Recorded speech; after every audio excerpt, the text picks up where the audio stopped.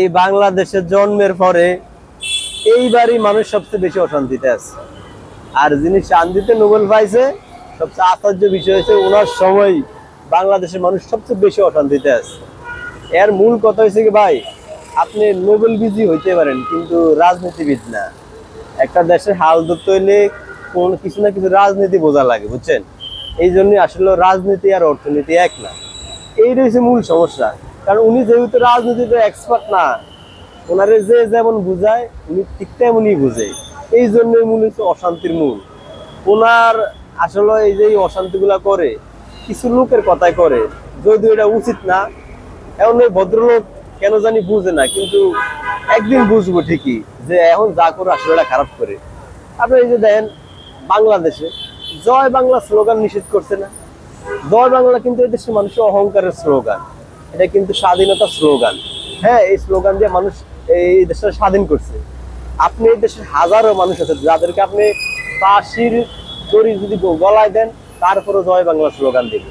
আপনি এবার সুরায় দাঁড়ায়ও বলবো জয় বাংলা জয় বঙ্গবন্ধু, কারণ এটা একটা শান্তির স্লোগান। এই স্লোগানটা দলমত বিশেষে বাংলাদেশের প্রত্যেকটা মানুষ দিচ্ছে মুক্তিযুদ্ধের সময়। কারণ মুক্তিযুদ্ধে কিন্তু ভয়াবহ ইতিহাস আছে, একদম ছোটখাটো একটা বিষয় না। আজকে আপনি 24 সাল নিয়ে এত কিছু করেন, 71 কি বিশাল কিছু না? এবং যেহেতু ওই আমার এই কত মা বোনের ইজ্জত, কত মানুষের লাশ, তার উপরে দিয়ে বাংলাদেশ স্বাধীন হয়েছে। তার মানে ওইটাই আমাদের প্রথম, যেই সময় আমাদের দেশটা জন্ম হয়েছে। মানুষ অনেকে এটা ভুলে যায়, কিন্তু আসলে না, আমরা ওইটা ভুললে চলবো না। আমরা ওই পথেই আছি, ইনশাল্লাহ আমরা ওইটারই আগলে রাখুন। আর আমার বাংলাদেশে আমি জন্মাইছি, এটা আমার মাতৃভূমি, এটাও আমার মা। আর আমার মায়ের গায়ে যদি কোনো বিদেশি শকুনের আঘাত লাগে বা কোনো আইএস জঙ্গি তালেবান যদি এটার আক্রোশ করে, এটা তো বাঁচানো আমার নৈতিক দায়িত্ব। এমন মানুষ হিসাবে, আমি দেশের নাগরিক হিসাবে, আমি দেশে জন্মাইছি এই হিসাবে হইলেও তো আমি রুখে দাঁড়ানো উচিত আমি মনে করি। এখন যদি এইটার জন্য যদি ছোটখাটো একটা যুদ্ধ করাও লাগে, আল্লাহর কসম করে কই, এই মাতৃভূমির টানে, এই মাতৃভূমির প্রয়োজনে যদি যুদ্ধ লাগে, একদম সামনের লাইনে থেকে আমরা সাধারণ মানুষ যুদ্ধ করবো ইনশাল্লাহ। কারণ আমি দেখছি ভাই, এই সরকার, আমলি সরকার যাওয়ার পরে মনে হয় আমার মাতৃভূমি নিয়ে তাল বাহানা শুরু করে দিছে। কেউ আমার রাজ্য ভাঙ্গা চুরা ভাগাভাগি শুরু করে দিছে। কেউ আপনি করিডোর নেয়, কেউ চট্টগ্রাম বন্দর নেয়। এমনকি আমার মানচিত্র কি এটা দলিল নাই? আমার এটা দেশ না, আমার দেশের এরিয়া আছে না?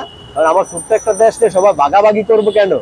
কারণ আমি মানুষ হিসেবে, সুস্থ একজন নাগরিক হিসাবে আমার দেশের বাঁচাইতে হইলে যুদ্ধ যদি লাগে, যুদ্ধ করতেও ইনশাল্লাহ প্রস্তুত, ইনশাল্লাহ প্রস্তুত। আচ্ছা, আপনি জয় বাংলা স্লোগান এটা কোনো নির্দিষ্ট দলের স্লোগান না।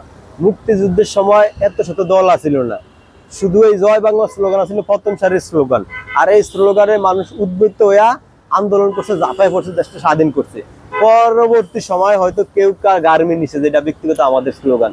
আসলে এটা ব্যক্তিগত কারোর স্লোগান না, এটা যারা স্বাধীনতায় বিশ্বাস করে, মুক্তিযুদ্ধে বিশ্বাস করে, স্বাধীন বাংলাদেশে বিশ্বাস করে, এটা সবার দল।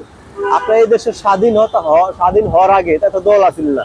যারা এখন বিএনপির বড় নেতা, তারাও তো ওই সময় আওয়ামী লীগ করছে, কারণ ওই সময় তো বিএনপি ছিল না। এখন আওয়ামী লীগ করলে গুনাহ, তখন আওয়ামী লীগ করলে দোষ কি? ওই সময় তো এই দেশের বড় বড় নেতারা আওয়ামী লীগ করছে। আমরা আওয়ামী লীগ করলে পাপ, রিস্কাওয়ালা কথা কইতে পারবো না, এটা পাপ, আপনি জেলখানাত ভরে দিবেন, ওই করবেন সেই করবেন। আমি আওয়ামী লীগের কথা কইলে, আমি জয় বাংলার কথা